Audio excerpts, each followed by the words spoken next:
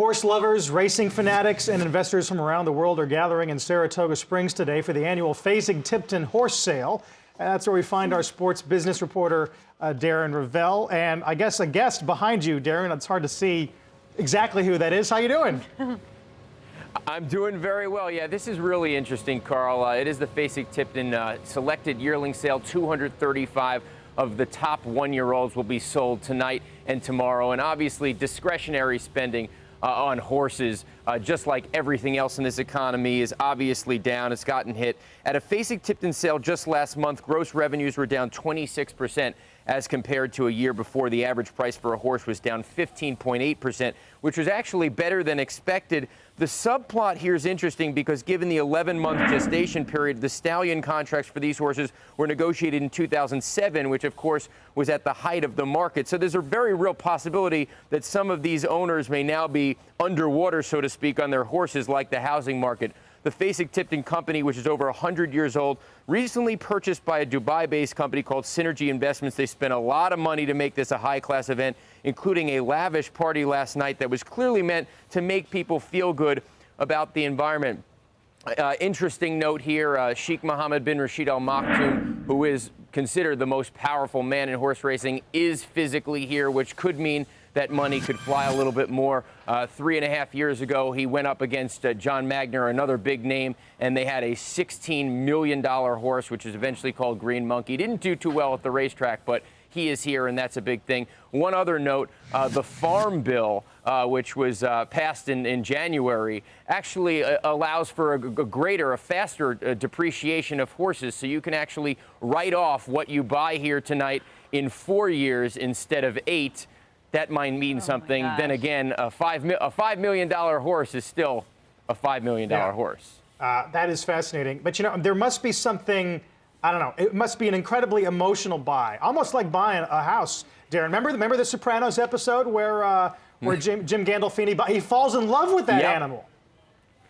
Yeah, you know, it is an emotional buy, but I will tell you, if you go across the way from here, you can look at the x-rays, all 32 joints, I believe, of the horse. So it's emotional, but it's also very measured. If you're going to spend $3 to $5 million, which might be the top horse tomorrow, it's actually Stormcat, a colt of Stormcat. Stormcat, of course, got $500,000 per live foal. That could go for $3 to $5 million, and that horse was retired last year, and so it's kind of the last yearling, and that might be the big number to drop. I'm sure, Carl, they've done plenty of research on that. Yeah, I'm sure that's true. Hey, Darren, how many people show up for an event like this to bid?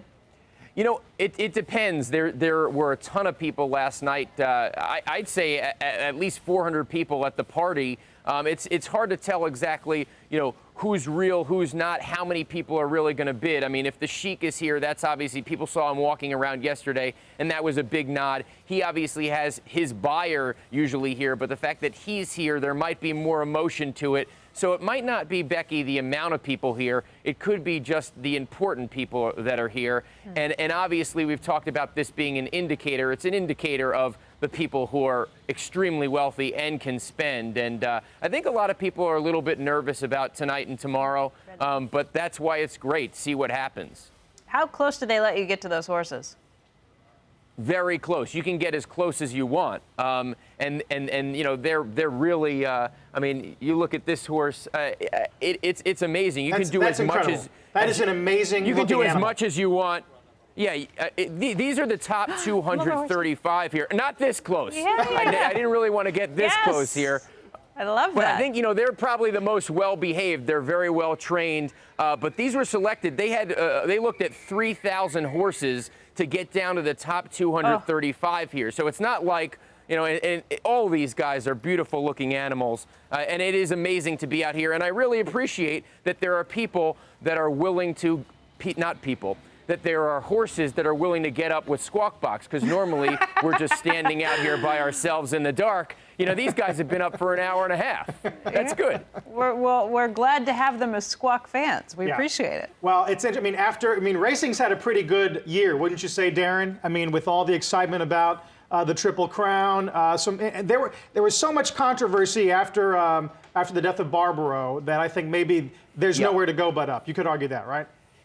Yeah, absolutely. Rachel Alexandra, obviously, the filly. There's a lot of talk about her. There's actually talk about Zenyatta. Kind of would they get those two horses together? Yeah, it's been a good year. It's been a pretty good year, especially since for all the focus that was on Mind That Bird, and obviously yet another year of nothing happening with the Triple Crown. We're at 31 years now, and it's kind of sometimes thought of all or nothing. But it's been pretty good considering that it was yet another year without a Triple Crown, which is kind of how the general population monitors things. Are you afraid of horses? I'm afraid to get up on horses. You didn't even want to get close to that other one. No. I think that was beautiful. A little bit. That was a little bit too close for me, actually. Sissy. You watch your back.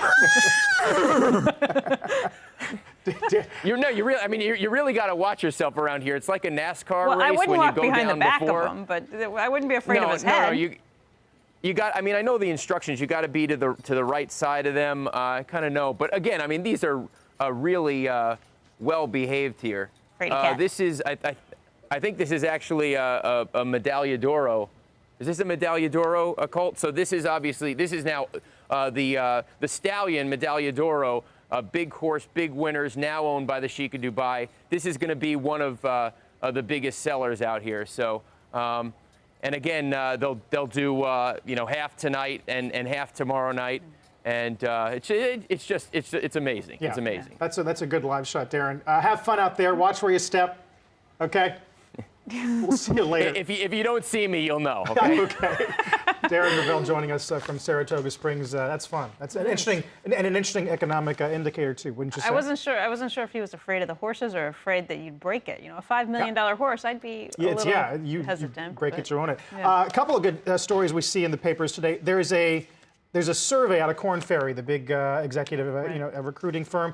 47% of employed executives are either somewhat or very dissatisfied with their current position. What? The recession, meaning